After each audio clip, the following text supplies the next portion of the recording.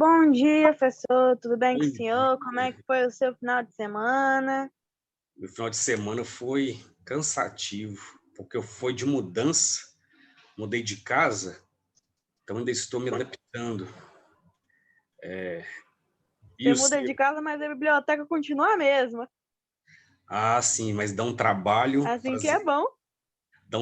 fazer a mudança de livros. Nossa, trabalhão mesmo. E o de Dia, vocês? professor. Bom dia, bom dia. Como foi seu Bom fim de semana? dia. Meu fim de semana foi cansativo. Eu mudei de endereço, né? Então estou. Nem usou então a área gourmet? Não tem mais área gourmet, não. É, Infelizmente, não tem como perdi. tomar aquele vinho na área gourmet.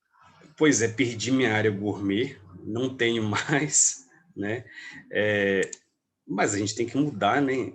Infelizmente. Mas Relaxa, professor. Tem solução para. Na vida, a gente tem solução para tudo menos para morte. isso, exatamente isso. Bem, deixa eu procurar o arquivo aqui. Se der alguma oscilação, é por conta da internet. A internet aqui é diferente da outra casa, tá? Aí vocês me avisam se estiver travando. Bem, Falou, professor. certo.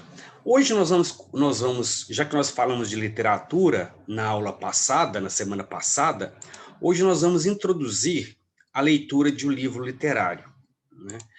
Porque em toda etapa, e são 3 etapas, nós temos um livro literário, um livro de literatura para ser lido. Antes eram 2 livros, mas nós observamos que mal o aluno lia um dos livros. Então é melhor indicar um livro por etapa do que 2, né? Porque a leitura não é um hábito muito comum no Brasil. Uma questão cultural, nós não temos o hábito da leitura. Raramente a gente vê pessoas sentadas na praça lendo livros silenciosamente, né? Raramente a gente vê pessoas no metrô ou no ônibus lendo um livro durante um trajeto de um lugar a outro, né? Então não faz parte da nossa cultura. Nós lemos quando somos obrigados, seja para fazer uma prova, seja para fazer um concurso, né, que pede a leitura de um livro, um vestibular, a gente lê. Mas, de modo geral, a leitura não é um hábito cultural nosso. Então, existe uma certa resistência, muitas vezes, do estudante em comprar o livro, né?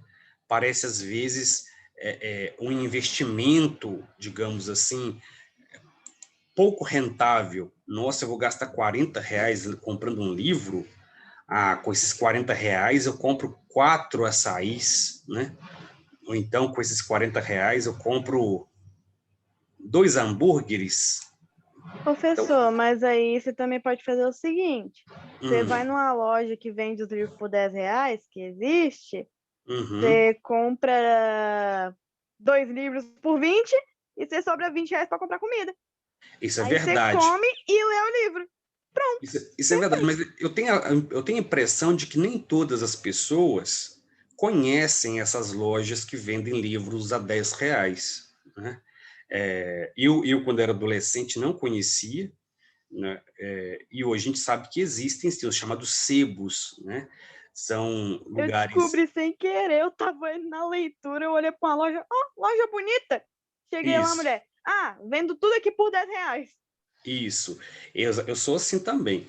Eu vou a essas lojas e compro, né, livros de segunda mão. E esses livros são vendidos a R$ 10, dependendo do lugar, até a R$ 5, né? Mas considerando que a maioria das pessoas não tem conhecimento, né, dessas lojas, porque não são divulgadas assim, supostamente uma pessoa tem resistência a gastar uma quantidade para comprar um livro, né? Ou às vezes tem que escolher mesmo, porque não tem condições. Infelizmente, para o nosso padrão também, o livro é um pouco caro, né? Até às vezes eu acho um livro caro, às vezes um livro, eu vou olhar um livro, ele está R$ 170, né? Penso, nossa, mas eu vou ver se tem PDF.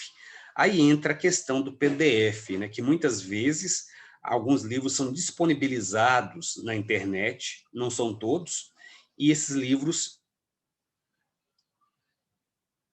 e eles queriam aumentar o preço. Não, eu não estou falando do livro de escola, estou falando de livro de leitura, Nicole.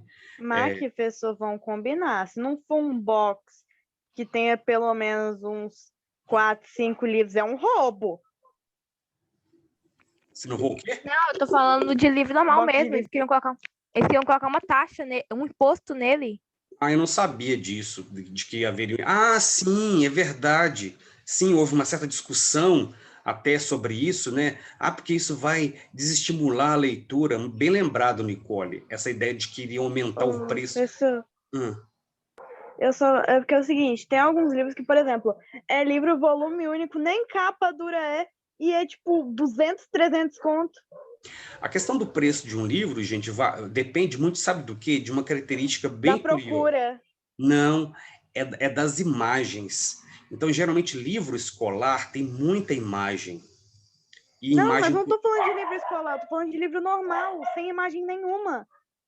Não, tem aí... uns que é R$ 200 na leitura. Isso, e nem é box. E é bem xoxo. Não, aí depende, quando a gente vai avaliar o livro, depende muito da qualidade da folha. Existe uma folha que parece uma seda, que a gente chama de papel jornal, é um papel mais fino, que você, qualquer coisinha amassa. Aquele livro costuma ser baratinho, né? A qualidade do papel é muito importante para o preço de um livro. Eu tinha um grupo de estudos e eu resolvi dar um presente para cada um dos participantes desse grupo de estudos e sugeri que eles escolhessem um livro, porque eles gostam de ler. Aí eu pensei, vamos escolher livros, né, simples e tal, desses que a gente acha na leitura e tal. Aí vários deles escolheram livros de uma editora chamada Dark Side, né? Os livros dessa editora... Nossa, é muito bonita a capa. Isso. Esses livros da Dark Side são muito bonitos e com muitas imagens, né? A qualidade do papel também é grande, é boa. Então, são livros não baratos, não são livros baratinhos, né? Mas as ilustrações são muito bonitas, as capas e tal. E nessa editora Dark Side, são livros geralmente sobre serial killers, sobre vampiros, sobre médicos ao longo da história. São histórias intrigantes, digamos assim. Por isso que é Dark Side, o lado obscuro, né? E, geralmente os temas são Frankenstein, aquele Drácula. São essas histórias sombrias, digamos assim, porém contadas de forma interessante para adolescentes, né? Então, as ilustrações indicam muito o valor de um livro, também a qualidade do papel e também quanto aquele livro quanto de dinheiro foi gasto para publicar aquele livro. Exemplo, eu reuni um grupo de estudantes, né, desse grupo de estudos, e resolvi publicar um livro com nossos trabalhos. A editora mais barata cobrou R$ 2.000 somente para formatar o livro, editoriar o livro, né? R$ 2.000. Fora o valor de cada um dos livros, né, que seriam impressos. Então, R$ 2.000 é para fazer o único livro, que seria o livro padrão a partir do qual os outros iam ser copiados, né? Então, R$ 2.000 para isso, a mais barata. Então, não é barato realmente fazer livro. E depende também da editora. Se for uma editora famosa, ela cobra mais caro, sim. Então, às vezes, você vê um livro de R$ 10 e vê um livro de 120, 150, R$ 200. São editoras muito famosas e que são muito procuradas. Isso. Professor, é o seguinte, e depois tipo, o povo vira, mas o Brasil deveria estimular a leitura, Os escritores deviam escrever mais. Como é que escreve mais? Tem que tirar dinheiro de onde não tem para poder conseguir publicar um livro, R$ 2.000 para formatação. Isso, exatamente. Então Isso é um roubo. É literalmente um roubo. Sim, o mercado editor, porque no Brasil nós não temos, por exemplo, uma editora não vai cobrar de um autor se ela souber que aquele livro vai vender muito. Por exemplo, suponhamos que uma pessoa famosa demais queira contar a vida dela, né, as suas histórias, né, assim. Então essa pessoa que quiser fazer um livro, ela não só ela vai receber muito dinheiro para fazer esse livro. Eu estava vendo ontem, houve uma entrevista do príncipe,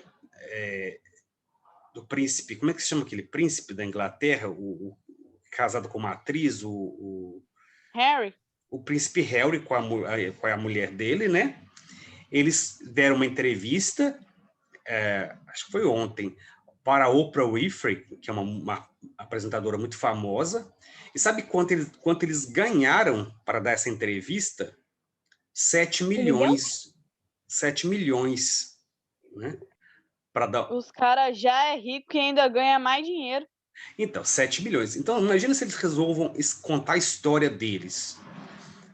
Eles vão, com essa história deles, receber muito dinheiro. Qualquer editora vai querer. Então, depende muito da editora saber que aquele livro vai vender muito. Por quê? Porque é prejuízo para uma editora. Imagina que uma editora em Belo Horizonte resolve lançar um livro. Quantas pessoas, no meio da pandemia, vão sair de casa, ir até um shopping, né, na livraria tal, para comprar o livro? Ou vão saber que esse livro foi publicado? Uma editora pequena, não. Mas se eu olhar quando ele foi publicado famoso nessa época... Eu não estou dizendo famoso. Se for famoso, e é para isso que existe o marketing digital. Então, quando um autor é famoso, tudo bem, mas suponhamos que eu resolvo publicar um livro, né? Ué, as pessoas não me conhecem, somente os meus amigos, meus alunos.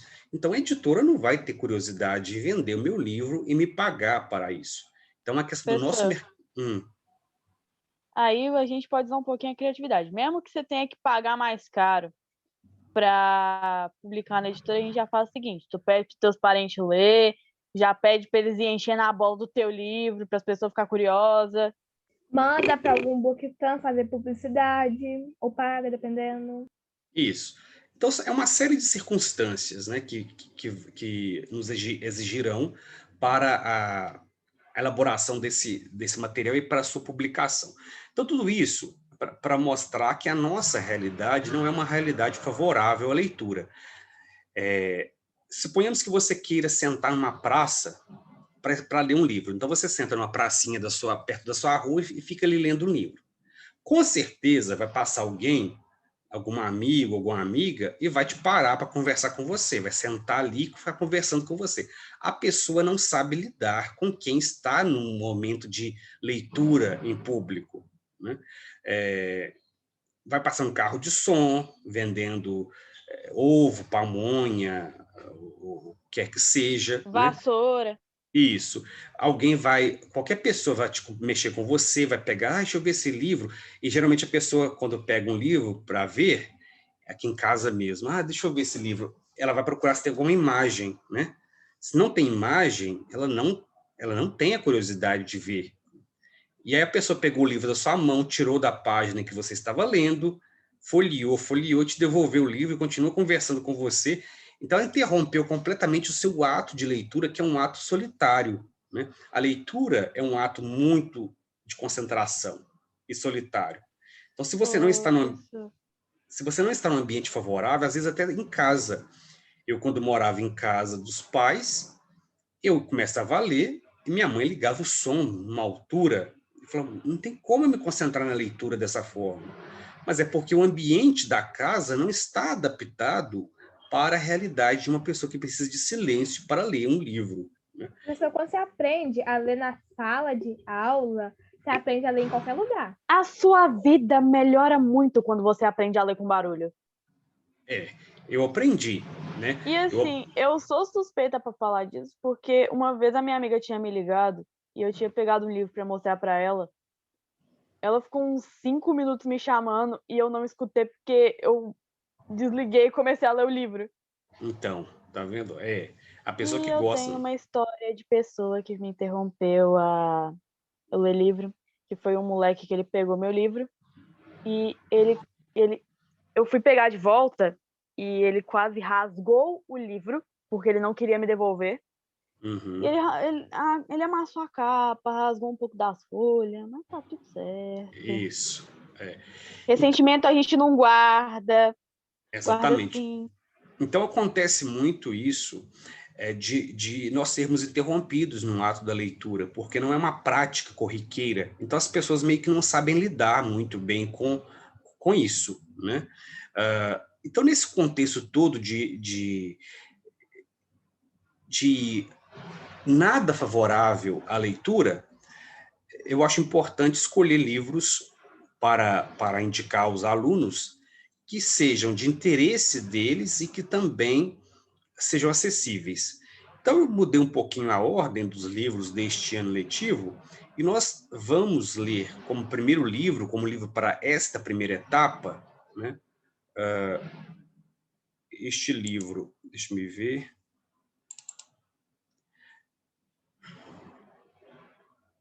O livro 20.000 20 mil léguas léguas submarinas!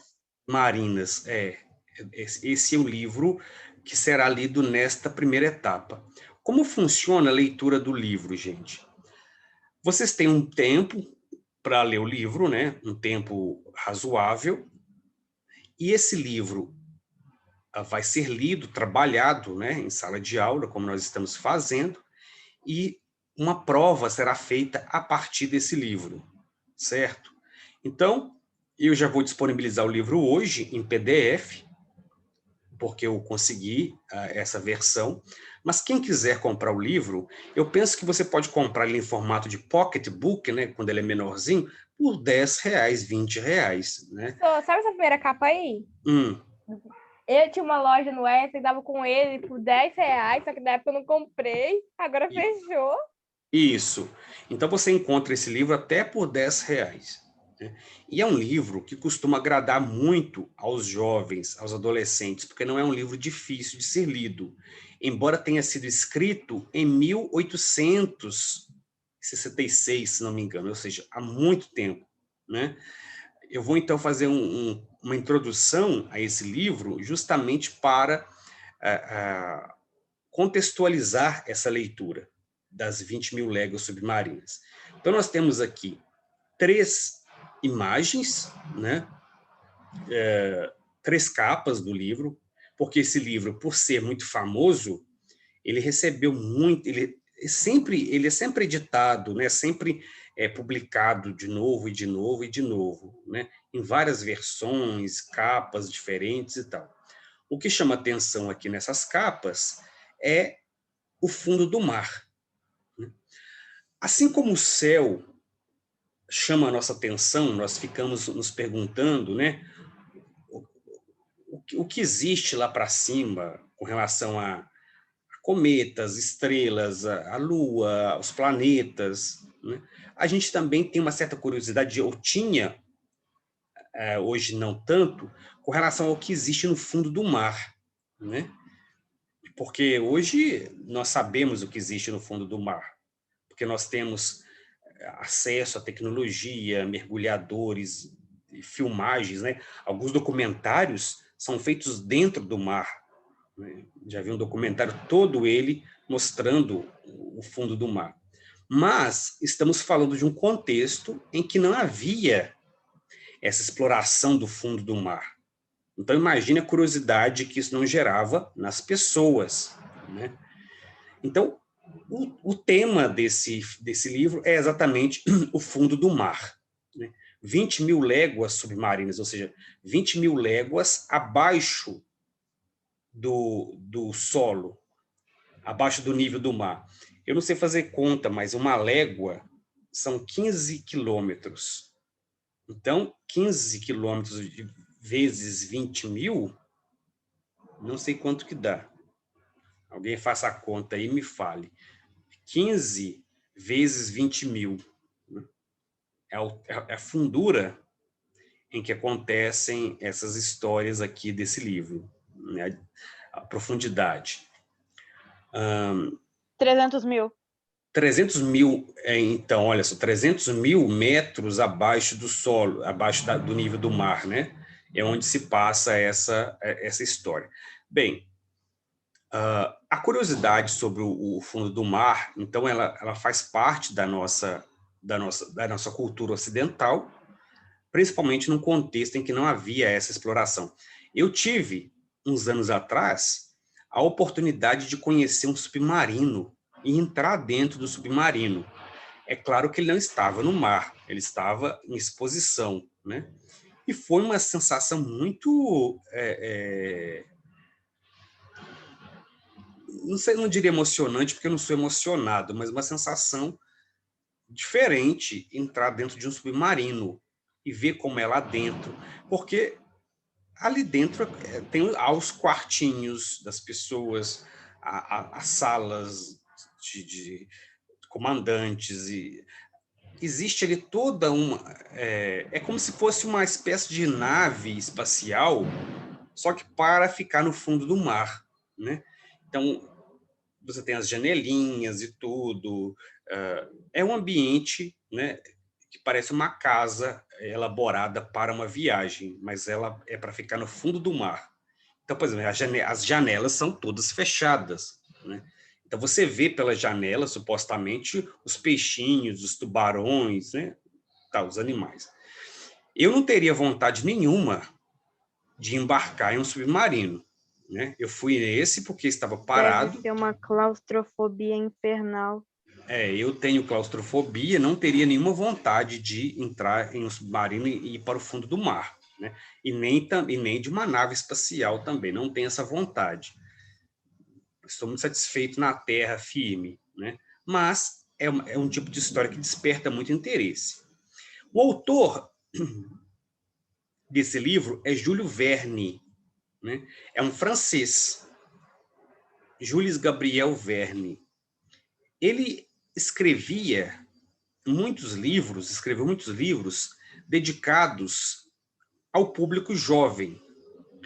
Então, ele nasceu em 1828, na França, e ele é considerado o precursor, ou seja, aquele que iniciou o gênero ficção científica, porque a maioria dos seus livros é sobre máquinas voadoras, viagens exóticas, submarinos e outros temas ligados à ciência.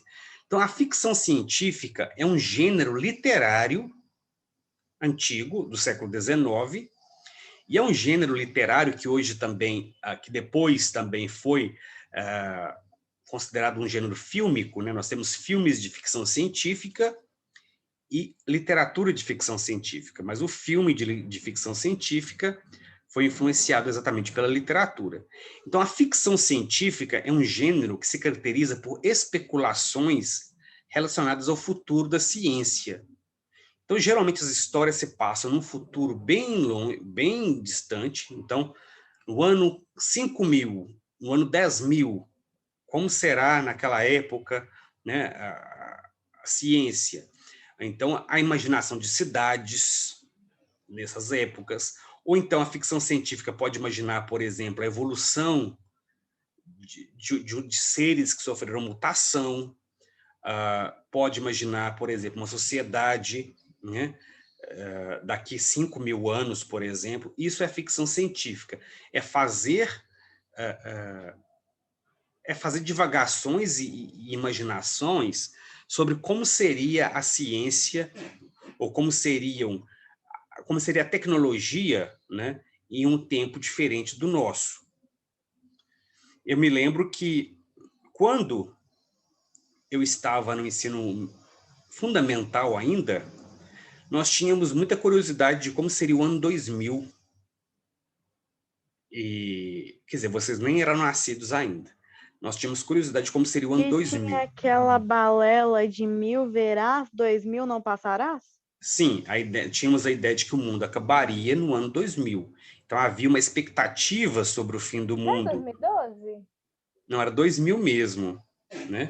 Depois voltou, né? Mas era 2000. Então, havia expectativa de que no ano 2000 o mundo acabaria. Havia outra expectativa, a de que no ano 2000 a tecnologia estaria tão avançada que nós teríamos robôs andando por todo lado, carros voadores, né? Casas no ar, colônias na Lua. Isso fazia parte do imaginário mesmo, nós acreditávamos. A gente tem algumas coisas. Agora, saber onde achar, aí é o problema. Então, nós tínhamos mesmo a crença de que no ano 2000 aconteceria tudo isso. E nós, então, fazíamos redação na escola, imaginando como seria o ano 2000. Isso é uma ficção científica. É você imaginar um futuro e como será a tecnologia nesse futuro.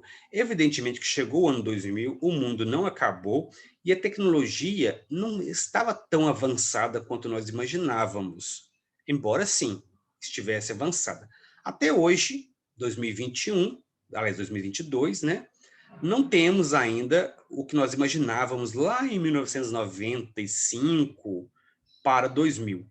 Nós temos muitas coisas que nos assombram, que nos assustam, tamanha sua novidade, mas não estão ligadas muito a robôs, não, estão ligadas às diversas outras situações, né, da tecnologia.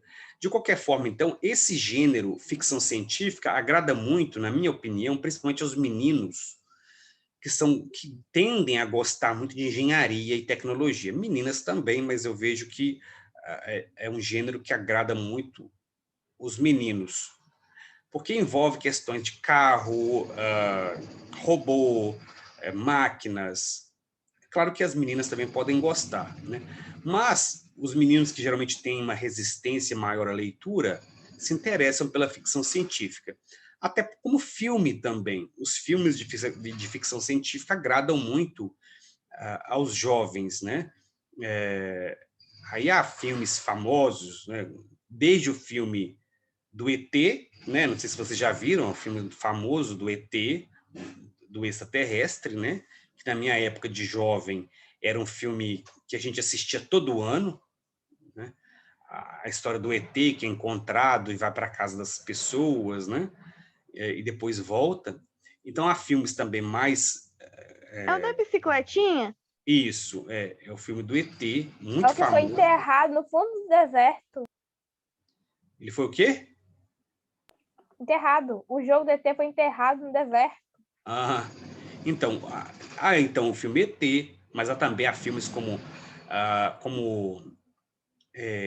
Alien, o Oitavo Passageiro, é um filme bem conhecido sobre naves espaciais, né? E há diversas outros filmes que lidam com a ficção científica. Eu, Tem uma particular... série antiga pra caramba que era um fantástico. Não sei o que.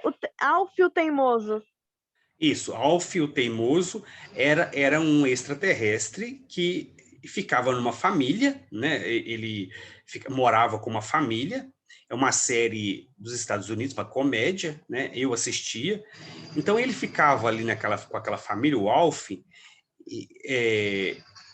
Inclusive o nome dele, Alf, né? Lembra metade em inglês, half.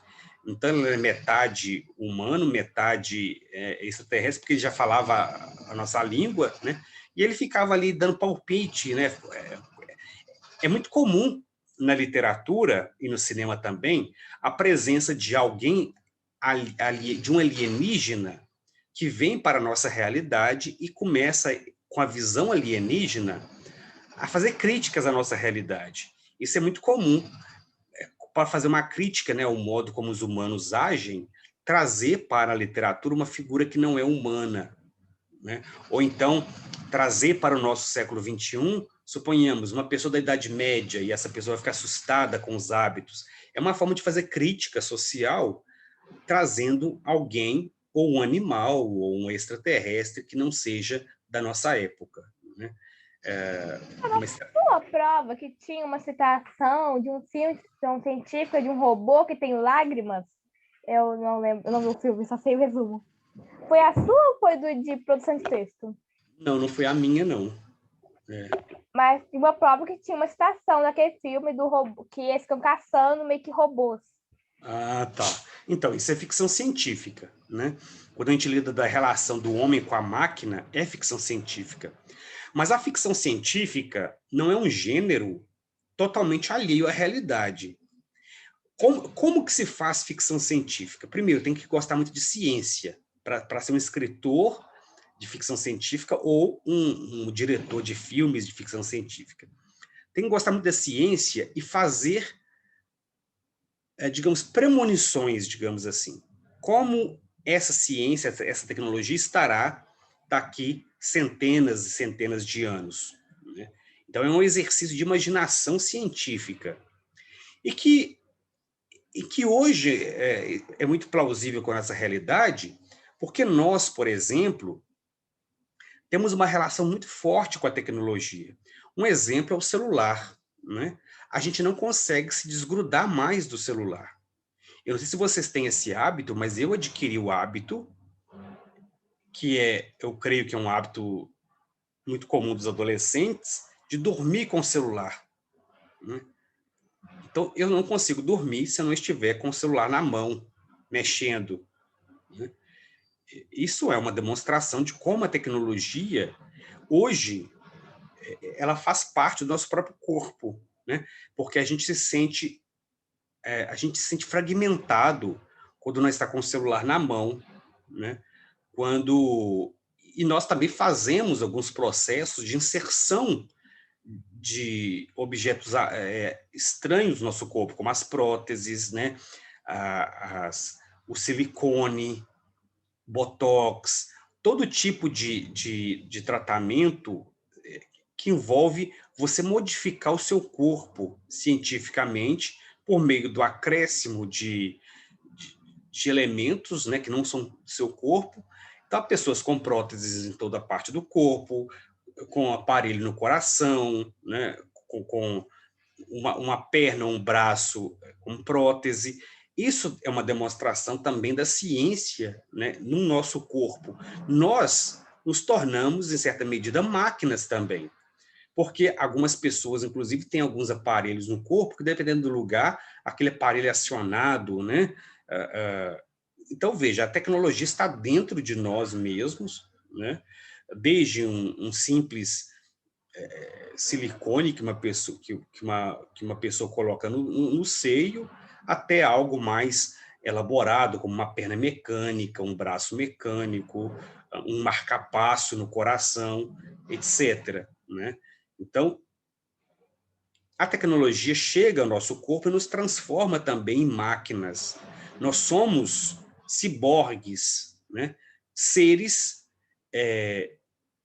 digamos, nos quais a tecnologia está entranhada, né? Então, um exemplo básico é esse do celular, em que a gente não tira o celular da mão, porque se tirar o celular da mão, parece que falta alguma coisa em nós, né? Então, nós aprendemos, nós somos criados com o hábito do celular. Mas em outras épocas eram outros hábitos, né? Não era o celular. Mas o que nos interessa, então, nesse gênero ficção científica, eu penso que é um gênero interessante para iniciarmos a literatura. Porque, infelizmente, há jovens da idade de vocês que nunca leram um livro de literatura. Isso acontece, né? Então, é preciso que a introdução à leitura de literatura seja uma introdução tranquila. Então, qual é o estilo e o gênero do Júlio Verne? É um popular autor de aventuras inspiradas em fatos científicos. Verne é conhecido como o pai da verdadeira ficção científica. Então, para quem gosta de ciência, de aventura, né, em fatos científicos, Júlio Verne é um autor interessante. Quais são as obras famosas de Júlio Verne? 20.000 Léguas Submarinas é um livro famoso. Viagem ao Centro da Terra. O mais famoso deles é A Volta ao Mundo em 80 Dias, né? Há vários filmes, há vários filmes com esse nome, né? Imagine, gente, A Volta ao Mundo em 80 Dias era uma novidade, digamos assim, naquela época, né? É uma ficção científica. Hoje eu não sei quanto tempo gastaria para fazer uma volta ao mundo, mas eu não acho que gastaria 80 dias, né? Então, vejam que olha como a imaginação científica, né? Viajar ao redor do mundo era algo tão distante da realidade que a imaginação da época, acho que pensava em viajar ao redor do mundo com balão, né? E outro livro, Viagens da Terra à Lua. Então, Então tem ele... gente que leva 17, tem que leva 60 dias, vai depender, mas é com 17 dias. Então varia, né? Então vejam que os livros dele estão ligados a essas questões, como a Viagem à Lua. Então são os livros mais importantes da obra dele, que estão sempre ligados ao universo da ficção científica, que é um universo, como eu disse, que agrada muito aos jovens, né? Porque são histórias mais dinâmicas e que envolvem curiosidades, né? Bem, por que ler, então, Júlio Verne? O estilo dos escritos de Júlio Verne, o estilo é fluente, ou seja, fácil de ler, e consegue atrair tanto crianças quanto adultos. Porque as crianças vão gostar por conta das imagens, né, e os adultos por conta da história. A leitura de suas obras diverte e ensina, pois consegue unir ciência, aventura e um grande talento para escrever. Então, nós começamos aqui a ver o gênero ficção científica, que é um gênero muito importante, muito atual, e no caso, Júlio Verne, que é um escritor do século XIX, mas que é muito popular hoje em dia ainda, porque agrada muito aos jovens, né? Eu vou ter que interromper a aula agora. Na próxima aula, eu dou continuidade a essa explicação sobre o Júlio Verne e vou disponibilizar o livro também para quem quiser baixar, né? Então, eu aguardo vocês no nosso outro horário nessa aula de hoje, certo? Então, pessoal, até daqui a pouquinho. Tchau.